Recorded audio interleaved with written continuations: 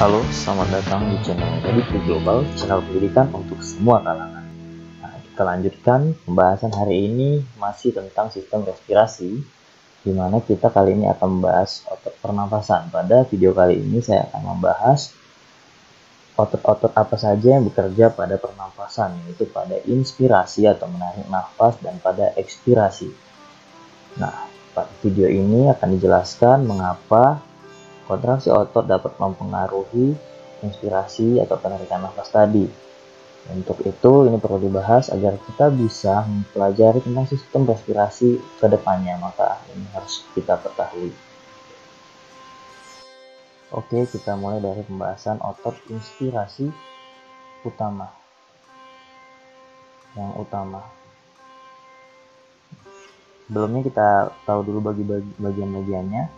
Ini adalah sternum. Ini adalah tulang costa atau tulang rusuk. Otot inspirasi utama terdiri dari yang utama adalah diafragma. Adalah sebuah otot otot berbentuk kubah. Ini yang saya tandai adalah diafragma. Lalu yang kedua di sini atau otot intercostalis.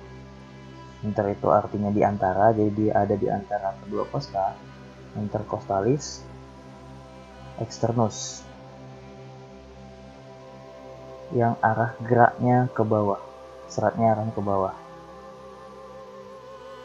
75% inspirasi dilakukan oleh diafragma. Jadi ketika diafragma ini biasa-biasa saja, bentuknya seperti kubah. Tapi saat menarik nafas, dia akan berkontraksi dengan cara turun ke bawah. Apa tandanya? Ketika kamu menarik nafas, maka isi dari abdomenmu atau perutmu akan menyempit kan, karena diafragmanya ke bawah.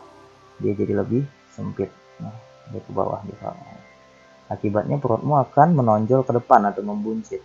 Coba kamu peragakan dengan cara menarik nafas. Jadi perutmu akan makin ke depan. Nah, karena diafragma ke bawah, luas di paru, di area paru, itu akan luas, makin luas, sehingga udara bisa masuk. Lalu otot yang kedua adalah otot intercostalis externus tadi ini. Nah, dia akan membuat costa ini naik ke atas karena tertarik. Dan sternum akan tertarik ke atas, jadi seperti terangkat, sehingga ini lebih luas ke arah depan dan arah samping kiri kanan. Ini jadi lebih luas, sehingga udara bisa masuk. Kalau tadi kita membahas inspirasi, di mana inspirasi adalah sebuah proses menarik nafas, maka kita sadari kalau kita menarik nafas kita membutuhkan usaha. Nah, usaha yang kita lakukan adalah berkontraksinya otot diafragma. Ini adalah otot diafragma tadi. Dan ini adalah otot intercostalis externus tadi. Externus untuk inspirasi. Externus untuk inspirasi. Nah, bagaimana tentang ekspirasi? Ekspirasi yang sini adalah ekspirasi biasa atau bukan ekspirasi paksa, ekspirasi biasa yang merupakan proses pasif. Ketika inspirasi membutuhkan usaha untuk menarik nafas, ekspirasi merupakan proses pasif, di mana terjadinya relaksasi dari otot diafragma tadi yang tadinya memipih dan turun ke bawah ini akan kembali ke posisi semula, menaik semula. Lalu otot intercostalis externus ini yang tadinya mengangkat rongga dada ke atas dan keluar sehingga menjadi lebih besar akan kembali turun sehingga ke posisi semula. Akibatnya karena dia kembali ke posisi semula oleh karena relaksasi diafragma terutama tadi, maka kondisi di paru akan semakin sempit sehingga udara terhembus keluar. Jadi ekspirasi itu proses pasif yang terjadi karena adanya relaksasi otot inspirasi utama. Kalau tadi kita membahas tentang inspirasi yang merupakan proses pasif, di sini kita bahas tentang inspirasi kuat. Kapan itu terjadi inspirasi kuat? Ketika kita sedang sesak, atau ketika kita sedang menarik nafas yang sangat dalam, atau ketika kita sedang ngos-ngosan, itu saat kita berolahraga. Tentu kamu sadari kalau otot-otot lehermu seperti terasa tegang saat kamu menarik paksa usaha nafas tersebut, kan? Nah, otot-otot yang berperan pada saat kita melakukan inspirasi kuat itu, yaitu otot-otot pada leher. Yang pertama, nih, musculus sternocleidomastoideus. Yang kedua, yang di sebelahnya adalah musculus scalenus. Dua otot ini yang merupakan untuk inspirasi kuat. Nah, sekarang kita bahas tentang otot pada ekspirasi paksa. Kapan itu ekspirasi paksa? Adalah ketika kamu mengeluarkan daya untuk mengeluarkan nafas yang sudah kamu hirup dengan paksa. Bisa contoh saat kamu sedang berolahraga, coba kamu menghirup nafas lalu kamu hembuskan dengan paksa, maka kamu akan merasakan otot-otot di perutmu seperti tegang. Nah, ekspirasi paksa tanpa kita sangka menggunakan otot-otot pada perut kita. Jadi, otot perut ini juga merupakan otot-otot pernafasan, yaitu pada ekspirasi paksa atau buang nafas paksa. Apa saja otot yang berperan pada proses tersebut? Yang pertama adalah ini, otot perut yang kamu lihat pada orang six pack, yaitu musculus rectus abdominis.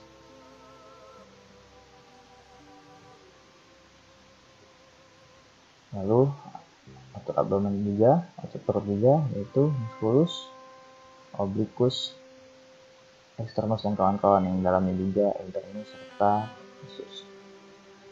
Nah, selain itu juga ada peran otot intercostalis internus.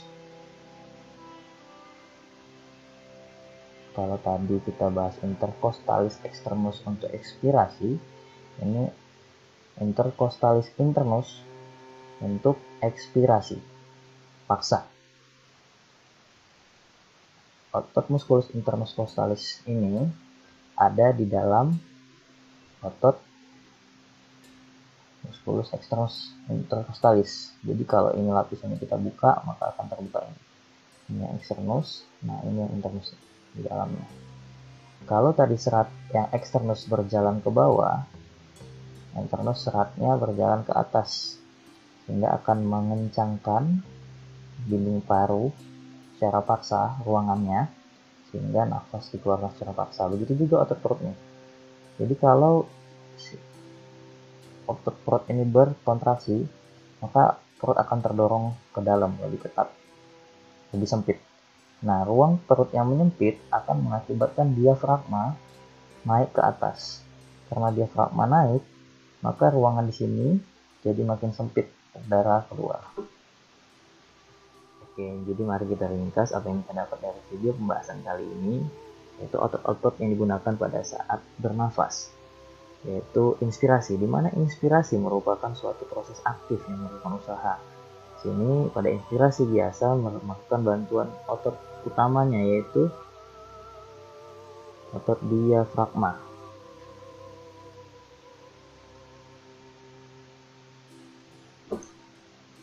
Nah, ini sekitar 75%. Dan otot musculus intercostalis externus, dimana karena kedua kontraksi ini ruang di paru akan melebar, ruangnya meningkat sehingga udara bisa masuk dari luar ke dalam.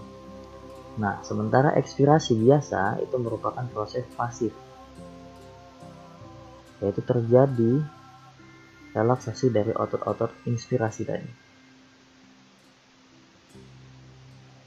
Nah, lalu ada namanya inspirasi kuat, yaitu saat kita menarik nafas dalam, kita akan merasakan kontraksi dari otot-otot leher, yaitu otot sternocleidomastoideus dan otot scalenus. Nah, lalu juga ada ekspirasi paksa ketika kita mengeluarkan paksa nafas yang sudah kita hirup, yaitu otot abdomen, otot perut, rectus abdominis yang di tengah dan musculus obliquus yang di samping. Dan juga otot intercostalis internus. Jadi sekian pembahasan pada video kali ini. Terima kasih, jangan lupa untuk tonton video sebelumnya, yaitu tentang pendahuluan dan juga tentang saluran nafas. Nantikan video selanjutnya.